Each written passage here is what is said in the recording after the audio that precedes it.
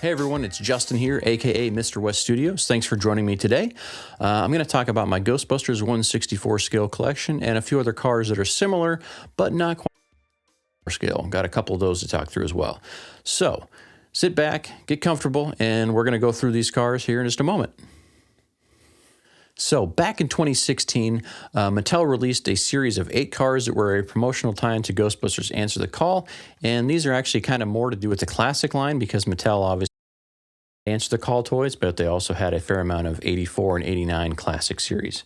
So the first car in this collection is the Drift Tech, and this car features the Stay Puft Marshmallow Man and the Moogly logo on there, and this car is a really excellent one to have on the track. Actually, most of these cars are. The only ones that really aren't are coming right up.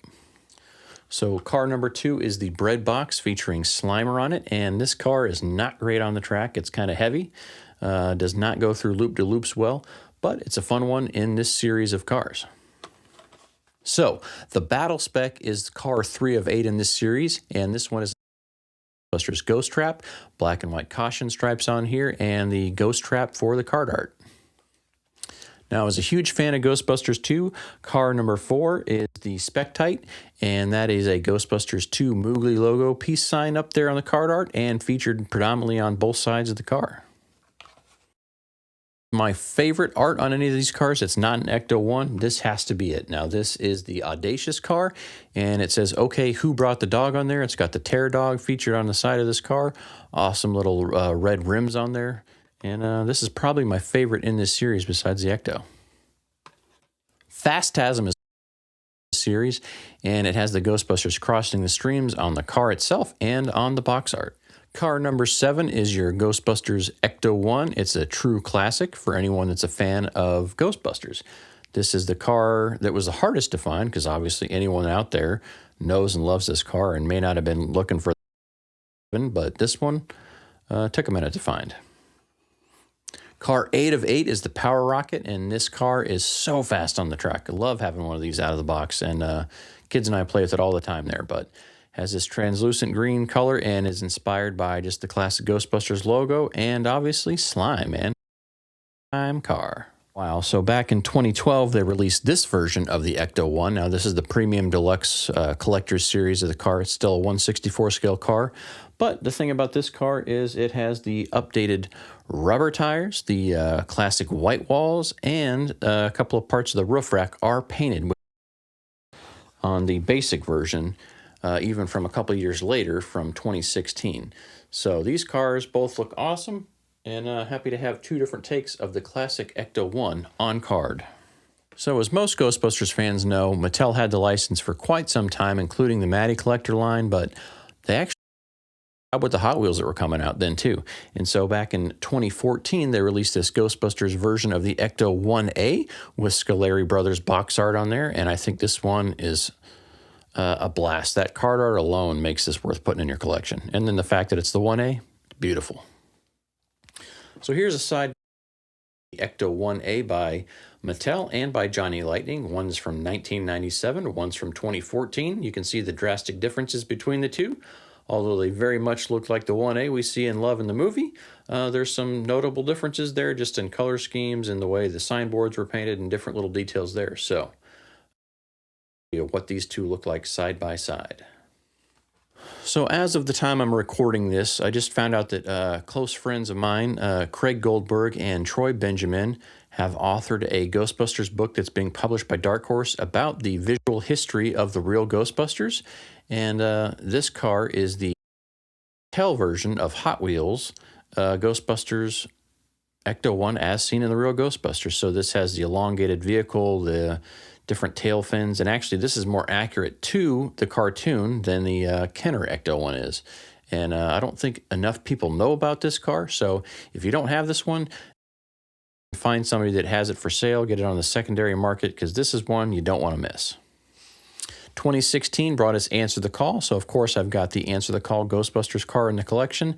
They played it pretty safe with this one and just threw a version of the poster art or promotional image on there on top of the card, but one here I think looks a lot better than the 2-pack that they also released that had Kevin's motorcycle in it. So it's got the dark red roof on the back of the vehicle, and I'll show you a side-by-side of one of the out-of-the-box Ecto-1s from the 2-pack as well. So you can see here that those two reds between each car, and the deluxe version here has the better paint job overall. So really happy they darkened that up to make it more accurate to the movie. So right here we've got a 2-pack opened up out of the box of the Ghostbusters Ecto-1 and Ghostbusters Answer the Call. This is a 1984 Cadillac hearse. As a nod to the original movie in the year it was released. And then Kevin's motorcycle over here. You can see this thing is beat up. Kids really did a number on this one. At one point in time when this was new, it had a stand to hold it up, but right now I just use museum putty to this car in the display. So the same day I found the Ghostbusters Answer the Call Ectomobile 2-pack, I also found their classic release, which includes the Ghostbusters Ecto-1A and the regular Ghostbusters Ecto-1 here. Both of these are the premium versions of the release. So, you know, you got the rubber tires, the wheels, and the roof rack. But both of these are pretty scratched and dented just from being played with for several years. So one detail I'd often overlooked between the Ghostbusters Ecto-1A and the Ecto-1 was the fact that the Ecto-1A just had regular tires on it. It didn't have the white walls. So Goodyear branded tires on there on this car, and I do like that they included that detail. So Johnny Lightning's Frightening Lightning collection came out back in 1997. It also included the Elvira car, a couple other fun ones in there, and the Christine car. This car I got from a customer at work who had a giant collection of all cars, and I was talking to him about it, and I told him, you know, I'm a Ghostbusters collector, and from one collector to another, he said, hang on a second, and went down to some of his stuff he had in boxes and cleaned up nicely, and came back with this Ecto-1A from Johnny Lightning. And one of my favorite cars in the collection, just because it was the collector to another and saying, hey, I appreciate what you're doing. I want you to have this because I know you would appreciate it. And really like that one in this here. Got a little bit of wear and tear on the card, but, you know, all part of the experience for something like this.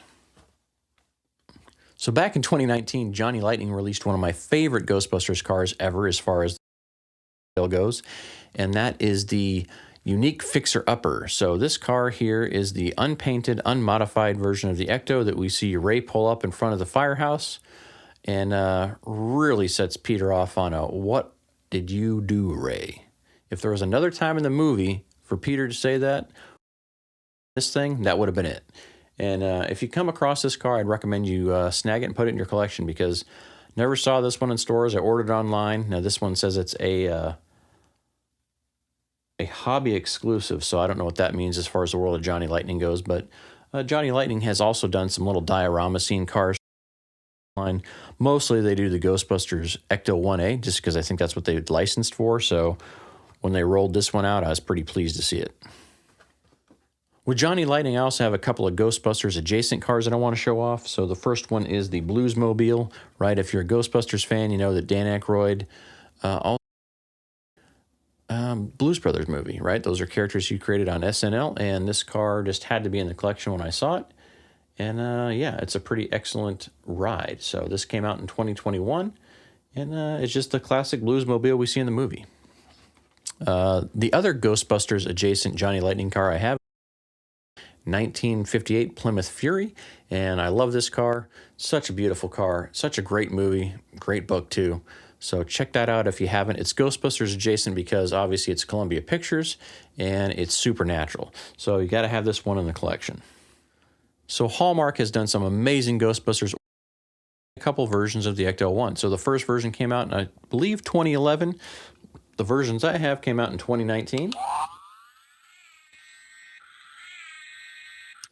Features lights and sounds, and this one was basically a 35th anniversary edition for the movie. Venkman figure that year, which is really awesome. But in 2021, they also released a version of the Ecto-1 as seen in Ghostbusters Afterlife. Now, they did these in 2 small batches, and this one's a lot harder to find at a good price. And you can still find them out there, but the first drop of these was released for San Diego in the summer of that year, and then the second release was for New York Comic Con. Now, I snagged one at each release.